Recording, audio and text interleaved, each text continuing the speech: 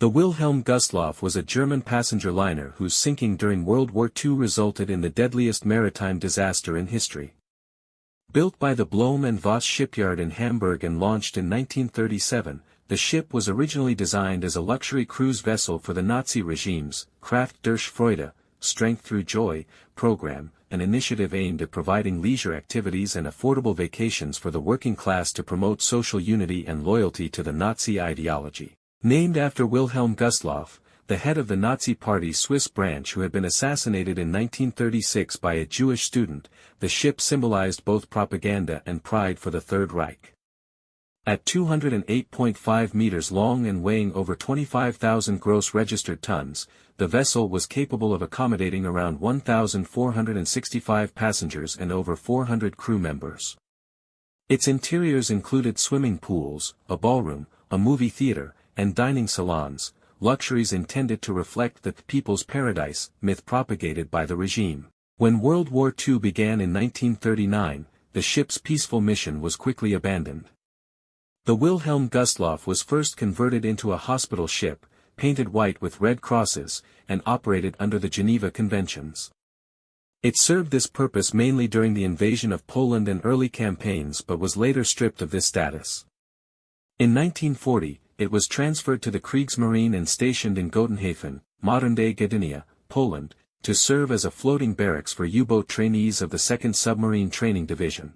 As the war turned against Nazi Germany and the Red Army advanced rapidly into East Prussia and Pomerania in early 1945, the Nazi government initiated Operation Hannibal, a massive naval evacuation of German civilians, wounded soldiers, and military personnel from the Eastern Territories. This was one of the largest emergency evacuations by sea in history, aiming to rescue millions from the encroaching Soviet forces who were retaliating harshly after years of brutal German occupation.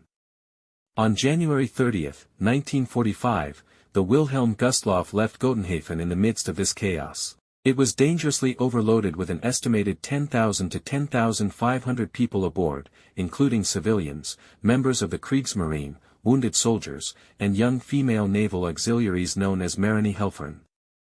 The ship was escorted only by a single torpedo boat, low, and was traveling through treacherous, icy waters in the middle of a harsh winter.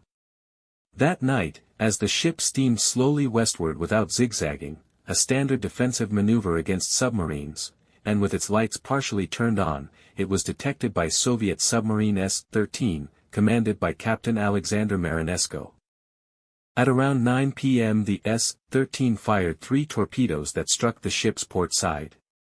The first exploded in the bow crew quarters, the second hit the drained swimming pool, where many of the Marinehelfern were resting, and the third exploded near the engine room, cutting off power and communication. Chaos ensued. The ship quickly began listing to the port side as people scrambled for lifeboats in total darkness and sub-zero temperatures. The temperature that night was around -18 degrees Celsius 0 degrees Fahrenheit, and the freezing waters of the Baltic killed many within minutes.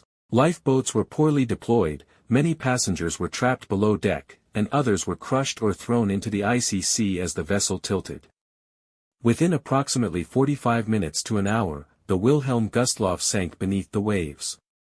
Rescue efforts by nearby German vessels were able to save only around 1,200 people, leaving an estimated 9,000 to 9,400 dead, most of them women and children.